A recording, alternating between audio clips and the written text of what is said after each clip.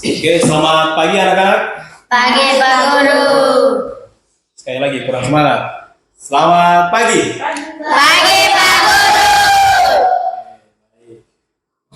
Hari ini sebelum kita memulai materi pada hari ini, Bapak Guru akan menyuruh satu orang untuk maju pimpin doa.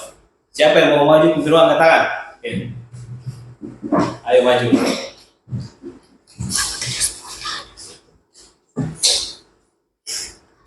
Bagi pimpinan semoga dalam pekerjaan mereka dan Bapa dan Putra dan Roh Kudus. Amin. Bapa kami yang ada di surga, dimuliakan namamu, datanglah kerajaanmu, jadilah kehendakmu di atas bumi seperti dalam surga. Berilah kami rezeki pada hari ini dan ampunilah kesalahan kami seperti kami mengampuni kesalahan kami. Dan jangan masukkan kami ke dalam pencobaan, tetapi bebaskanlah kami dari jahat. Salam Maria, penuh rahmat, Tuhan Kau wanita, dan terpujilah buah tubuhmu Yesus. Santa Maria, Bunda doakanlah kami berdosa dan waktu kami mati.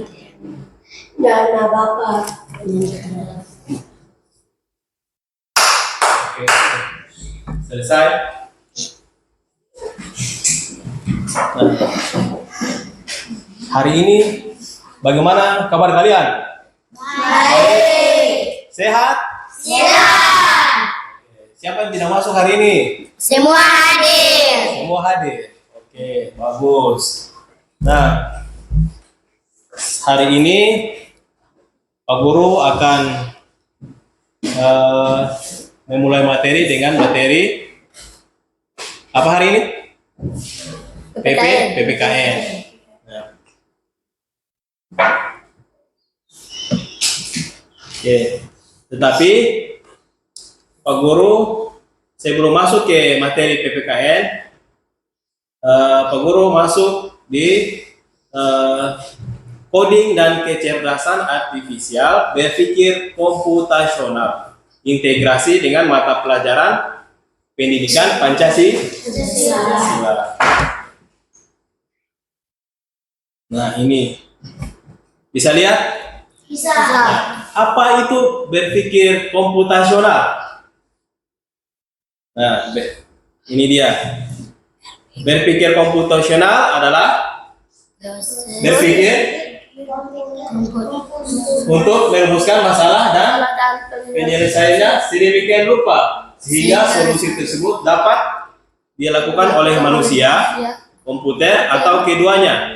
Ini dikembangkan oleh Janet Wing pada tahun 2006. Nah, berpikir komputasional itu ada berapa? Yang di depan coba lihat. 4. 4.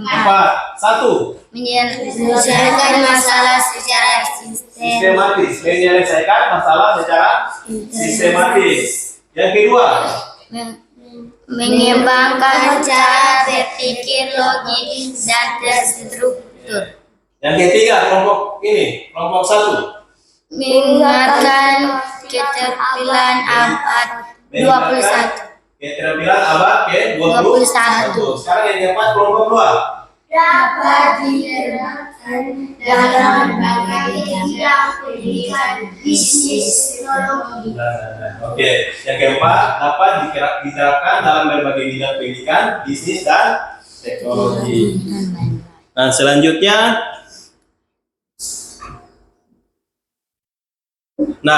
berpikir komputasional itu ada 4. Yang pertama, decomposition atau dekomposisi, memecah masalah besar menjadi bagian-bagian kecil. Contohnya, kalau kalian mau buat acara ulang tahun, apa-apa yang dipersiapkan? Balon, Apalagi? hadiah, Ya, undangan, ulang tahun. Nah, itu contoh berpikir komputasional dekomposisi. Jadi sebelum memulai acara, kita menyiapkan dulu apa? Perlengkapan Ulang tahun. ulang tahun. Itu contohnya. Yang kedua, pengenalan pola, mengidentifikasi kemiripan atau pola dari data atau masalah. Contohnya apa? Contohnya, misalnya kelas 5A dan 5B. 5A dia masuk di ruang kelas 5A. 5B dia masuk di ruang 5B. Tidak mungkin kelas 5B masuk ke kelas 5A. Jadi dikelompokkan berdasarkan pola bersama. Oke, yang ketiga abstraksi.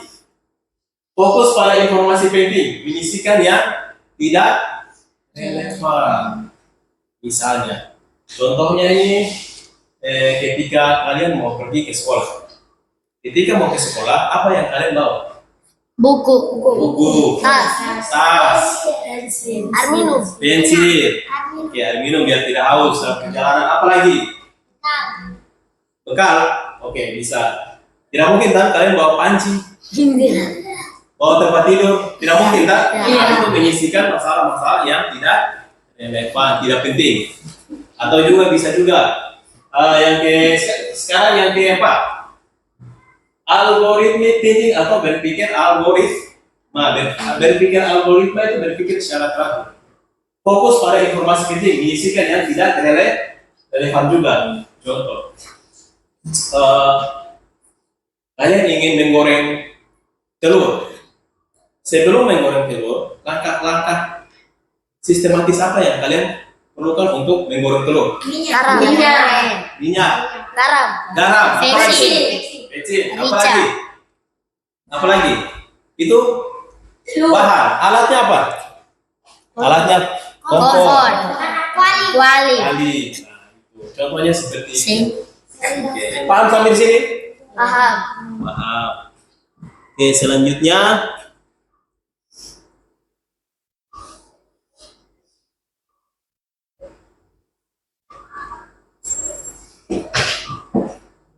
nah, di sini di materi yang Pak Guru ajarkan ini nanti pendidikan Pancasila ini tentang pengenalan pola ya.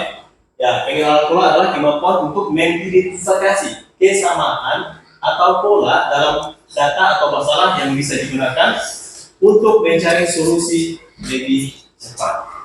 Jadi materi PPKN kita Pak Guru integrasikan dengan kecerdasan atau coding, kecerdasan artifisial, pengenalan Pola. Oke, ini ya. Nah, kita masuk pada materi sejarah lahirnya Pancasila sebagai dasar negara. Pernah mendengar kata Pancasila kan? Nah, semua hafal Pancasila? Semua hafal Pancasila? Hafal. Ada berapa Pancasila? 5. Nah, oke. Coba semua sebutkan Pancasila 1 sampai ke 5. Pancasila. 1. Ketuhanan yang Maha Esa. 2. Kemanusiaan yang adil dan beradab. 3. Persatuan Indonesia. 4. Kerakyatan yang dipimpin oleh hikmat kebijaksanaan dalam permusyawaratan perwakilan. 5. Keadilan sosial bagi seluruh rakyat Indonesia. Oke, pintar semuanya. Nah, sebelum Pak Guru masuk pada materi, mari sama-sama kita menyanyikan lagu Garuda Pancasila. Semuanya berdiri. Oke.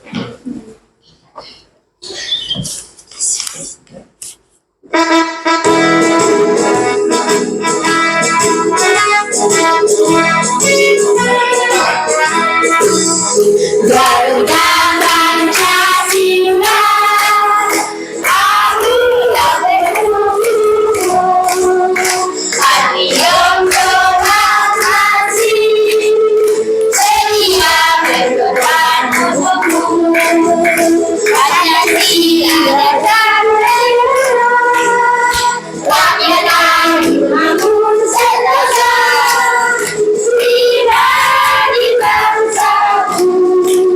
Ayo maju, ayo maju, ayo maju.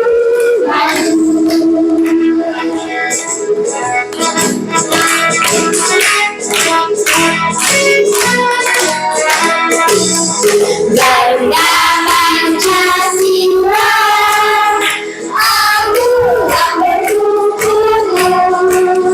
Patriot berprestasi, sedia berkorban untukmu. Pancasila dasar negara, rakyat adil makmur sentosa, di bangsaku. Ayo maju, maju, ayo maju, maju, ayo maju, maju. Oke, silakan duduk. Nah, kita masuk pada materi hari ini ya.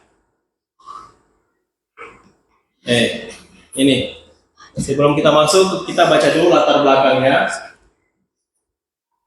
Pada masa penjajahan Jepang dibentuk BPUPKI pada tanggal 29 April 1945 untuk mempersiapkan kemerdekaan Indonesia.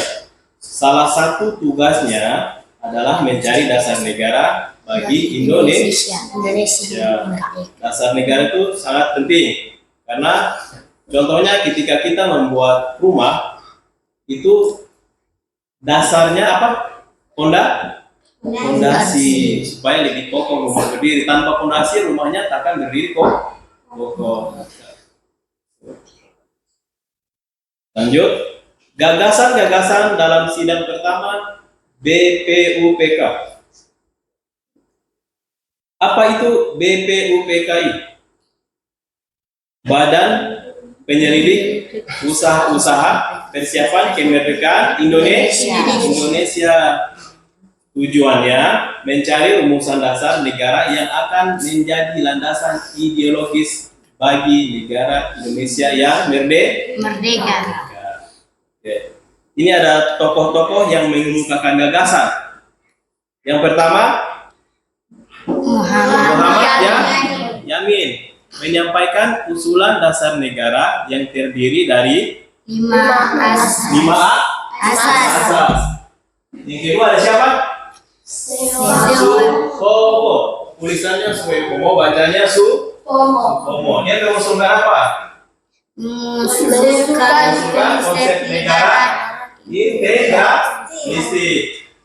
Yang ketiga, IR bacanya Insinyur Soekarno menyampaikan pidato bersejarah yang memperkenalkan konsep Pancasila.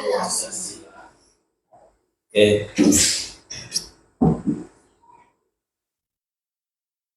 Yang ini tokoh Muhammad Yamin.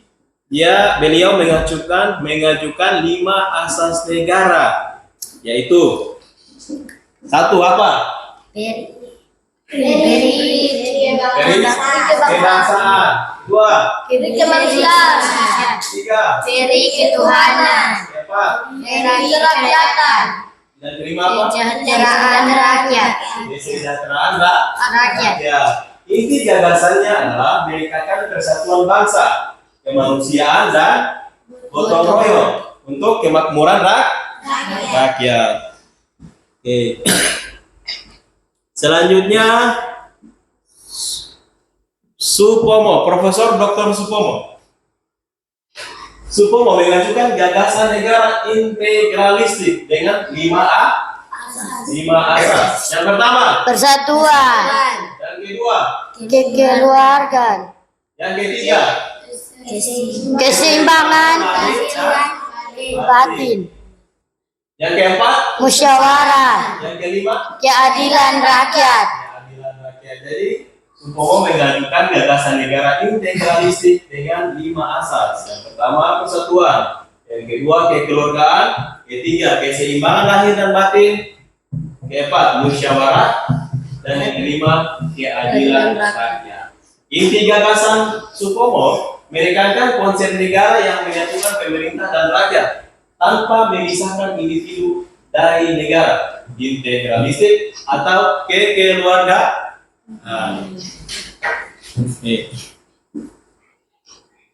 Selanjutnya Soekarno.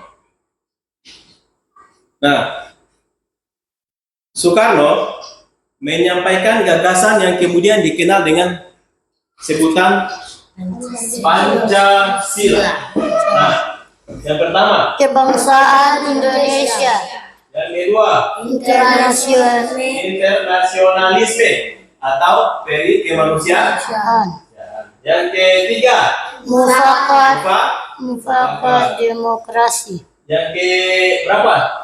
4. Kesejahteraan sosial.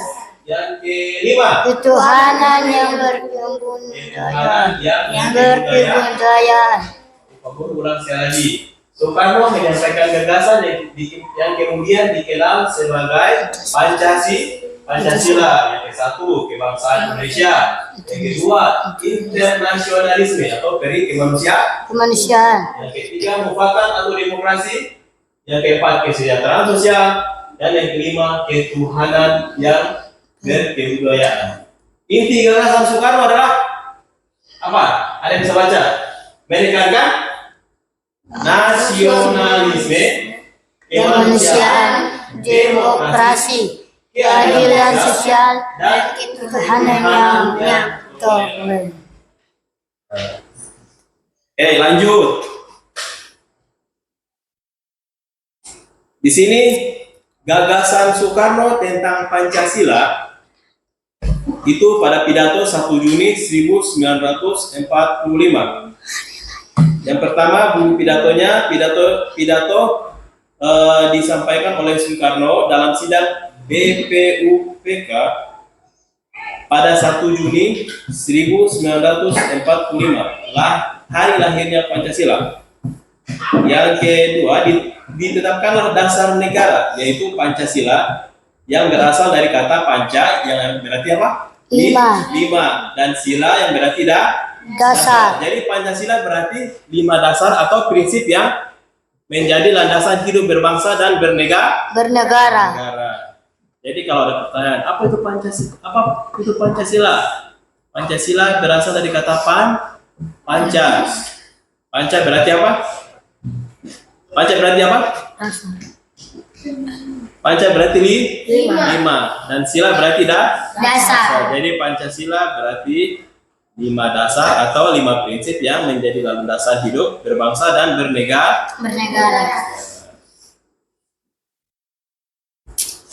Oke, mengapa usulan Insinyur Soekarno diterima? 1. Lebih universal dan inklusif.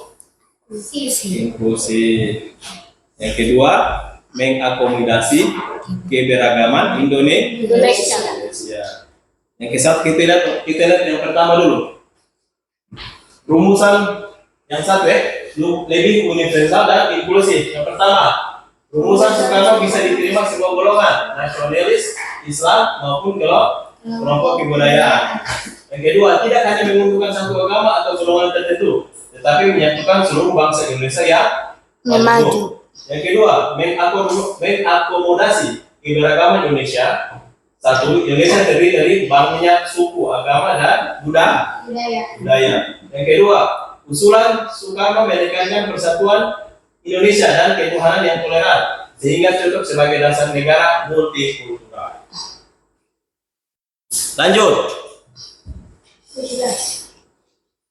Lanjut yang ketiga, konsep jalan tengah.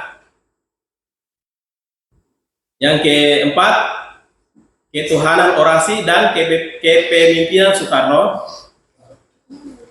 Yang kelima, disepakati dalam Piagam Jakarta dan Undang-Undang Dasar 1945.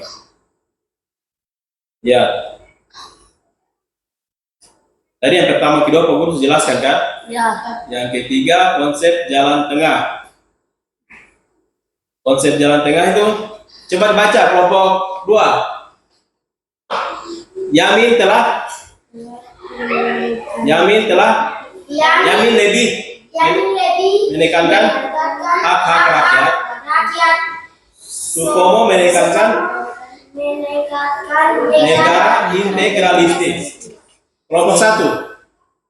Soekarno mengambil jalan tengah yang menyatukan gagasan sebelumnya. Kebangsaan, kemanusiaan, demokrasi, keadilan sosial, dan ketuhanan. Yang keempat, Ketuhanan. kekuatan orasi dan kepemimpinan Soekarno. Oke. Onggi, ayo semangat. Oke, lanjut. Soekarno dikenal sebagai orator ulung yang mampu meyakinkan anggota sidang. Ia bisa menjelaskan gagasan Pancasila dengan sederhana, menyentuh semangat nasionalisme sekaligus mempersatukan perbedaan pandangan. Yang kelima, disepakati dalam Piagam Jakarta dan Undang-Undang Dasar 1945. Coba sama-sama. Apa baca rumusannya? Pertama, rumusan Soekarno menjadi dasar pembentukan Piagam Jakarta tahun 22 Juni 1945. Yang kedua, setelah disempurnakan perubahan sila pertama, rumusan itu kemudian disahkan oleh PPKI pada tanggal 18 Agustus 1945 menjadi dasar negara dalam pembukaan Undang-Undang Dasar 1945. Sampai di sini ada pertanyaan? Tidak. Oke, waktunya kuis. Yang pertama, pertanyaan pertama, siapa yang mengusulkan gagasan pertama tentang dasar negara dalam sidang pertama BPUPK? Siapa? Muhammad Yamin. Ya, betul. Yang kedua, pada tanggal berapakah Insinyur Soekarno menyampaikan pidato tentang Pancasila? 1 Juni 1945. Oke, siap. Oke. Sampai di sini berarti Pak Guru lanjut LKPD ya.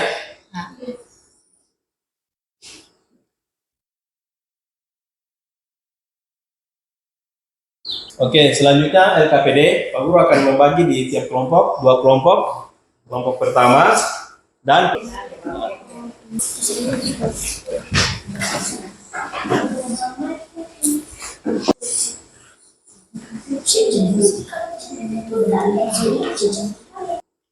oke, selesai.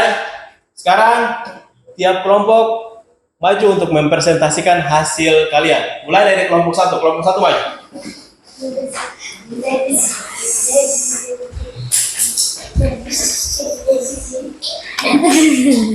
Oke. Oke. Kami dari kelompok 1 ingin membacakan hasil tugas kami. Usulan Pancasila menurut Muhammad Yamin. Beri kerakyatan, beri ketuhanan, beri kemanusiaan, beri kebangsaan, kesejahteraan rakyat.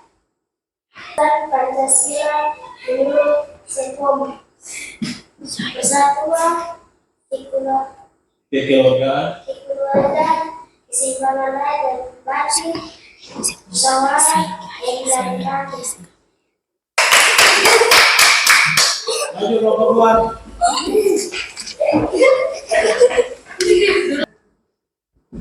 Kami dari kelompok 2 untuk membaca teks kami. Usulan Pancasila menurut Muhammad Yamin. 1. Beri kebangsaan. 2. Beri kemanusiaan. 3. Beri ketuhanan. 4. Beri kerakyatan. 5.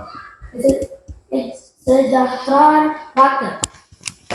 Usulan Pancasila menurut Sokom. 1. Persatuan. 2. Kekeluargaan. 3.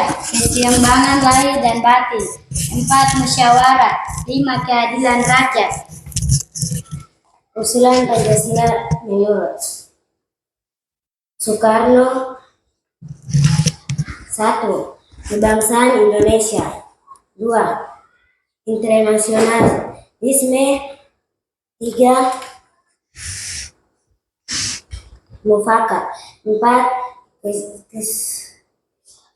Kesejahteraan sosial. 5. Ketuhanan yang berkebudayaan. Oke, tepuk tangan.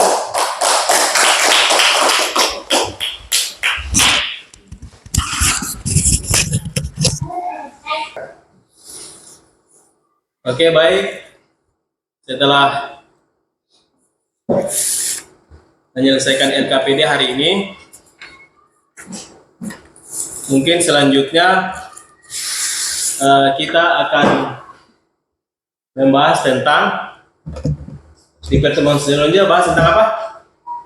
Norma dalam kehidupan sehari-hari. Oke. Ada pertanyaan? Tidak. Semua sudah paham ya? Oke. Jadi Pak Guru menutup materi pada hari ini, mungkin satu orang untuk maju pimpin doa. Oh, diplot.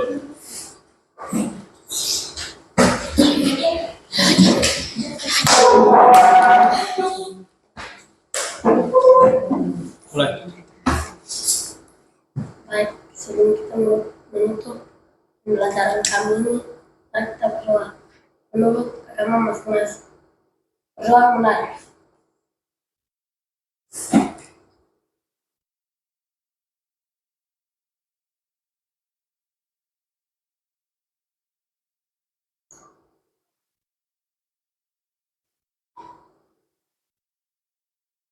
Selesai. Selesai.